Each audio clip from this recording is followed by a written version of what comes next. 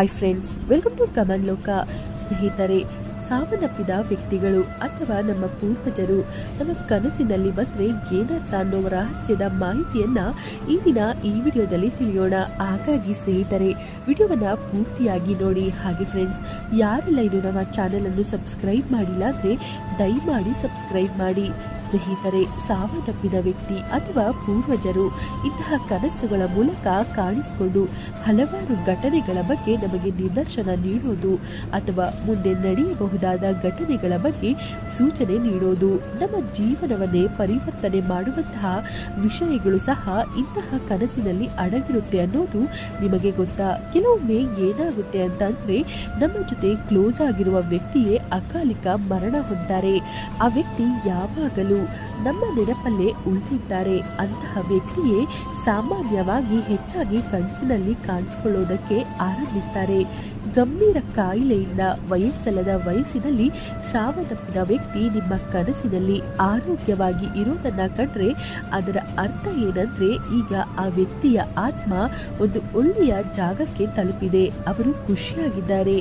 ನೀವಿನ್ನು ಅವರ ಸಾವಿನ ಬಗ್ಗೆ ಹೆಚ್ಚು ಯೋಚಿಸಿ ಬೇಜಾರು ಮಾಡಿಕೊಳ್ಳುವಂತಹ ಅವಶ್ಯಕತೆ ಇಲ್ಲ ಅನ್ನೋದರ ಸೂಚನೆ ಅದು. ಇದನ್ನ ಸ್ವಪ್ನ ಶಾಸ್ತ್ರದಲ್ಲಿ ಆಶ್ವಾಸನ ಸ್ವಪ್ನ ಅಂತ ಹೇಳ್ತಾರೆ. ಅದೇ ರೀತಿ ಒಂದು ವೇಳೆ ಒಬ್ಬ ಆರೋಗ್ಯವಂತ ವ್ಯಕ್ತಿಯು ಸಾವನ್ನಪ್ಪಿದ ನಂತರ ನಿಮ್ಮ ಕನಸಿನಲ್ಲಿ ಅನಾರೋಗ್ಯ ಪೀಡಿತರಂತೆ ಕಂಡು ಬಂದ್ರೆ, ಮೃತ ವ್ಯಕ್ತಿ ನಿಮ್ಮ ಬಳಿ ಏನೋ ಹೇಳೋದಕ್ಕೆ ಬಯಸ್ತಾ ಇದ್ದಾರೆ ಅನ್ನೋದನ್ನ ತಿಳಿದುಕೊಳ್ಳಿ. ಅದನ್ನು ನೀವು ಅರ್ಥ ಮಾಡಿಕೊಳ್ಳುವಂತಹ ಪ್ರಯತ್ನ ಮಾಡಿ.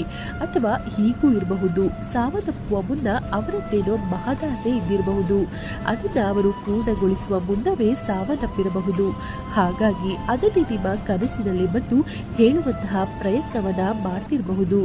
ನಿಮಗೆ ಅವರ ಆಸೆ ಏನು ಅನ್ನೋದು ತಿಳಿದಿದ್ರೆ ಅದನ್ನ ಆದಷ್ಟು ಬೇಗನೆ ಪೂರೈಸಿ. ಇದರಿಂದ ಸಾವನ್ನಪ್ಪಿದ ವ್ಯಕ್ತಿಯ ಆತ್ಮಕ್ಕೂ ಶಾಂತಿ ಸಿಗುತ್ತೆ. ಜೊತೆಗೆ ನಿಮ್ಮ ಮನೆಯಲ್ಲೂ ಕೂಡ ಸುಖ, ಶಾಂತಿ, ಸಂಪತ್ತು ಹೆಚ್ಚಾಗುತ್ತೆ. ಒಂದು ವೇಳೆ ನೀವು ಮೃತ ವ್ಯಕ್ತಿಯ ಆಸೆಯ ಬಗ್ಗೆ ತಿಳ್ಕೊಂಡಿದ್ರು ಅದನ್ನ ಪೂರ್ಣಗೊಳಿಸದೇ ಇದ್ರೆ ಹುಷಾರಾಗಿರಿ. ಯಾಕಂದ್ರೆ ನೀವು ಖಂಡಿತವಾಗಿ ಭಾರಿ ದೊಡ್ಡ ಸಮಸ್ಯೆಯನ್ನೇ ಎದುರಿಸಬೇಕಾಗ ಬರುತ್ತೆ. ಸಾವನ್ನಪ್ಪಿರುವ ವ್ಯಕ್ತಿ ಕನಸಿನಲ್ಲಿ ಕಾಣೋದು ಒಂದು ವಿಷಯ ಆದ್ರೆ, ಬದುಕಿರುವ ವ್ಯಕ್ತಿ ನಿಮ್ಮ ಕನಸಿನಲ್ಲಿ ಸಾವನ್ನಪ್ಪಿದಂತೆ ಕಂಡ್ರೆ ಅದಕ್ಕೆ ಏನರ್ಥ ಅಂತ ಖಂಡಿತವಾಗಿಯೂ ಇದಕ್ಕೆ ಭಯ ಪಡೋದೇ ಬೇಡ. ಅಯ್ಯೋ, ಈ ರೀತಿ ಕನಸು ಬಿದ್ರೆ ಆ ವ್ಯಕ್ತಿ ಸದ್ಯದಲ್ಲೇ ಸಾವನ್ನಪ್ತಾರ ಅಂತ ಚಿಂತೆಗೀಡಾಗೋದು ಬೇಡ. ಯಾಕಂದ್ರೆ ಸ್ವಪ್ನ ಶಾಸ್ತ್ರದ ಪ್ರಕಾರ ಬದುಕಿರುವ ವ್ಯಕ್ತಿ ನಿಮ್ಮ ಕನಸಿನಲ್ಲಿ ಸಾವನ್ನಪ್ಪಿದಂತೆ ಕಂಡ್ರೆ ಅವರ ಆಯಸ್ಸು ವೃದ್ಧಿಯಾಗುತ್ತೆ. ಆ ವ್ಯಕ್ತಿ ತುಂಬಾ ಸಮಯದವರೆಗೂ ಆರೋಗ್ಯವಾಗಿ ಬದುಕ್ತಾರೆ. ನೀವು ಹೆದರುವಂತಹ ಅವಶ್ಯಕತೆಯೇ ಇಲ್ಲ. ಇದಲ್ಲದೆ ನಿಮ್ಮ ಕನಸಿನಲ್ಲಿ ಮೃತ ವ್ಯಕ್ತಿ ಕಾಣಿಸಿಕೊಂಡು ಏನು ಮಾತನಾಡದೇ ಇದ್ರೆ, ಯಾಕಪ್ಪ ಇವರು ಪದೇ ಪದೇ ಕನಸಿನಲ್ಲಿ ಬಂದು ಹೋಗ್ತಾರೆ, ಏನು ಹೇಳೋದೇ ಇಲ್ವಲ್ಲ ಅನ್ನೋ ಯೋಚನೆ ಬರಬಹುದು. ಈ ರೀತಿಯ ಕನಸು ನಿಮ್ಮನ್ನ ಎಚ್ಚರಿಸುವ ಸೂಚನೆ. ನೀವು ಏನಾದ್ರೂ ತಪ್ಪು ಕೆಲಸ ಮಾಡೋದಕ್ಕೆ ಹೊರಟಿದ್ರೆ ಅಥವಾ ಕೆಟ್ಟ ಕೆಲಸ ಮಾಡುವ ಬಗ್ಗೆ ಯೋಚನೆ ಮಾಡ್ತಾ ಇದ್ರೆ, ಮೃತ ವ್ಯಕ್ತಿ ನಿಮ್ಮ ಕನಸಿನಲ್ಲಿ ಬಂದು ಅದನ್ನ ಮಾಡದಂತೆ ಎಚ್ಚರಿಸುವಂತಹ ಸೂಚನೆ ಇದಾಗಿದೆ.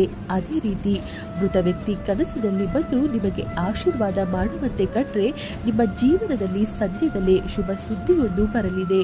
ಅಥವಾ ನೀವು ಕೈಗೊಂಡಂತಹ ಕೆಲಸದಲ್ಲಿ 100% ಯಶಸ್ಸು ಸಿಗುತ್ತೆ ಅನ್ನೋದರ ಮುನ್ಸೂಚನೆ ಇದಾಗಿದೆ.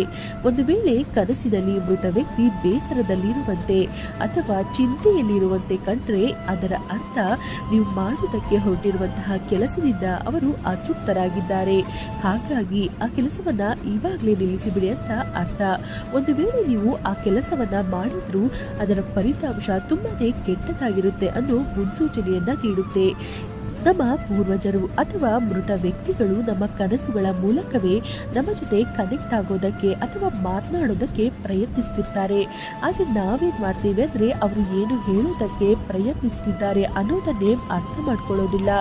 ಕೆಲವೊಮ್ಮೆ ನಮಗೆ ಬೀಳುವಂತಹ ಕನಸಿನಲ್ಲಿ ಮೃತ ವ್ಯಕ್ತಿ ಅಥವಾ ಪೂರ್ವಜರು ಕೆಲವೊಂದು ವಸ್ತುಗಳು ಬೇಕು ಅಂತ ಕೇಳ್ತಾರೆ.